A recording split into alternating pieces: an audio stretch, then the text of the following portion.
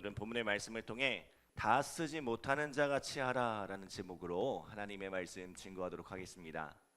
이 고린도전서 7장은 결혼에 관한 문제를 다루고 있습니다. 그런데 일반적으로 성경에서 이야기하는 결혼과는 다른 어조로 말씀하고 있는 것을 보게 됩니다. 기본적으로 성경은 남녀가 만나 가정을 이루고 또 출산하여 자녀를 기르는 것을 장려하고 그것이 하나님이 주시는 복이라고 말씀합니다. 그러나 사도 바울은 결혼이 반드시 해야 할 일은 아니라고 말씀하죠. 혼자서는 세상 죄를 또 세상 유혹을 이길 수 없는 사람, 혼자서는 세상을 살아갈 힘이 없는 사람은 가정을 이루고 함께 마음을 합하여 세상을 이겨나가야 하겠지만 혹 혼자서도 살아갈 힘이 있다면 굳이 결혼하려 하지 않아도 된다는 거예요. 우리가 살아가는 모든 삶이 하나님의 뜻 안에 있으니 내가 처한 삶을 하나님의 부르심이라 생각하고 살아가라는 것입니다. 내가 결혼하여 가정을 이루었다면 그 가정이 하나님의 부르신 자리라 믿고 가정을 돌보라는 거예요. 혹 믿지 않는 배우자와 가정을 이루게 되었다면 그 배우자가 구원에 이르도록 마음을 다하라는 거죠.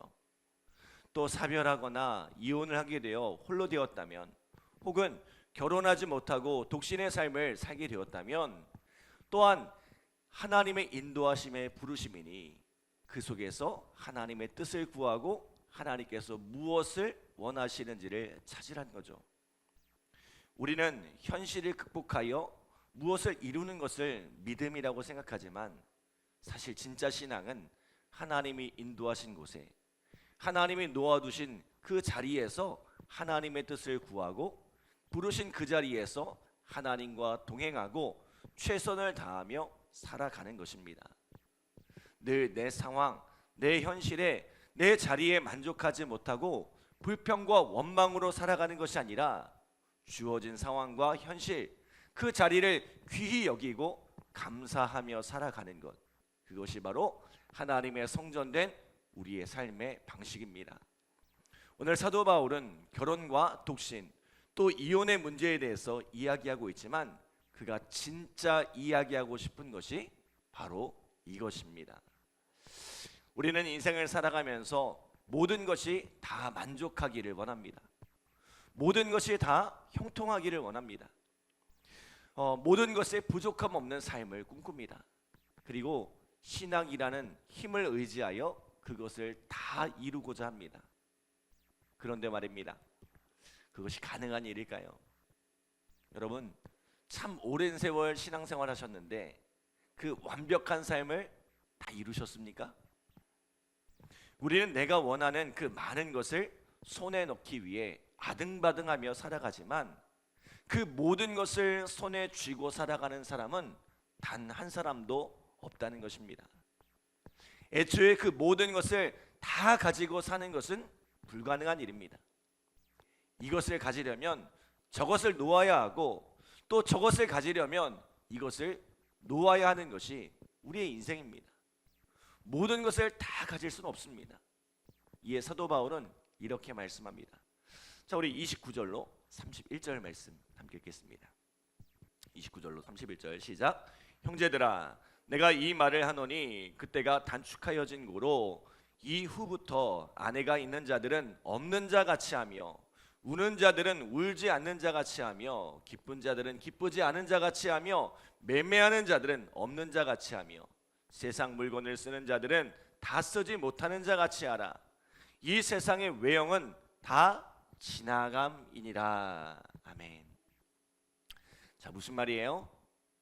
세상에 있는 것들을 주려고 그렇게 안달복달하면서 살지 말라는 것입니다.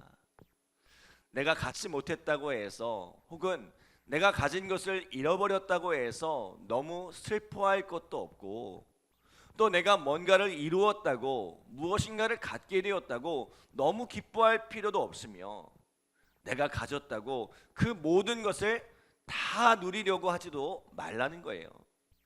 왜냐하면 이 세상의 것들은 다 지나가는 것이기 때문입니다. 지나가는 것에 그렇게 마음과 열정을 쏟으며 살지 말라는 거예요. 대신에 영원한 것에 그 마음을 두라는 거죠. 이것도 가져야 하고 저것도 가져야 하고 이것저것 움켜쥐려 하다가 정작 중요한 것, 이 영원한 것을 붙잡지 못하는 어리석음을 범하지 말라는 것입니다. 내가 이만큼 가질 수 있으나 조금 덜 갖고 주님의 것으로 채우라는 거예요. 내가 세상에서 여기까지 이룰 수 있지만 그 끝까지 오르려다가 신앙을 포기하고 믿음을 포기하지 말고 조금 덜 이루면 어떠냐는 거예요. 혹은 내가 이만큼을 누리며 살 수 있지만 주님을 위해 이것을 기꺼이 버리는 것이 믿음이라는 거예요. 내가 원하는 것을 다 가지면서도 주님을 기쁘시게 하는 삶을 살 수 있다면 좋겠지만 이 둘을 다 할 수 없다면 내가 좀 덜 갖고 덜 이루더라도 주님을 기쁘시게 하는 삶을 살아가라는 것입니다. 그것들은 다 지나가는 것들이기 때문입니다.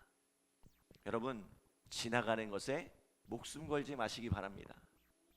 사도 바울은 결혼도 이런 관점에서 바라봅니다. 우리 32절로 34절 말씀 함께 읽겠습니다. 32절로 34절 시작.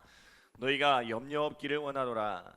장가가지 않는 자는 주의 일을 염려하여 어찌하여야 주를 기쁘시게 할까 하되 장가간 자는 세상 일을 염려하여 어찌하여야 아내를 기쁘게 할까 하여 마음이 갈라지며 시집가지 않는 자와 처녀는 주의 일을 염려하여 몸과 영을 다 거룩하게 하려 하되 시집간 자는 세상 일을 염려하여 어찌하여야 남편을 기쁘게 할까 하느니라. 아멘. 자, 배우자를 만나 가정을 이루고 또 자녀를 기르는 일은 좋은 일이지만 사실은 염려가 쌓이는 일이란 거죠. 그만큼 삶의 무게가 무거워지고 책임이 커진다는 거예요. 예전에 같이 교회를 섬기던 집사님이 결혼해서 애를 낳고 아빠가 되니까 목사님이 그러시더라고요. 이제야 어른 됐다고. 비로소 가장의 무게, 책임의 무게가 무엇인지를 알게 되었다는 거죠. 그러나 그 가정에 대한 무게, 이 가정에 대한 책임 때문에 우리가 어떻게 하면 주를 기쁘시게 할까에 대한 마음을 쏟지 못한다는 것입니다. 그런데 결혼만 그럴까요? 세상에서 우리가 어떤 자리를 맡고 또 어떤 일을 하든지 그것이 한편으로는 우리의 마음에 염려를 쌓아가는 일이라는 거예요. 제가 개인적으로 화초를 키우고 어항을 가꾸는 데 취미가 있습니다. 그런데 이 화초를 키우는 것도 그렇고 이 물생활을 하는 것도 그렇고 들어가면 정말 한도 끝도 없더라고요. 화초도 그 종류가 얼마나 다양한지 모르고요. 물생활도 물고기의 종류가 다르고 수초의 종류가 다르고 또 아쿠아스케이핑이라고 거의 예술의 경지까지도 이르게 되더라고요. 그런데 이 작은 취미도 끊임없이 신경 써주지 않으면 안 됩니다. 중간중간에 꼭 신경 쓸 일들이 생기더라고요. 그래서 지금은 가장 손이 안 가는 정도만 딱 이렇게 하고 말고 있는데요. 우리가 하고 싶은 것들을 다 하고 살면 결국 그것은 우리의 염려를 쌓게 되는 일이 된다는 거예요. 때문에 사도 바울은 세상 일로 염려하며 살지 말고 염려하려거든 주를 위해 염려하고 어떻게 하면 주를 기쁘시게 할까를 생각하며 살아가라고 권면합니다.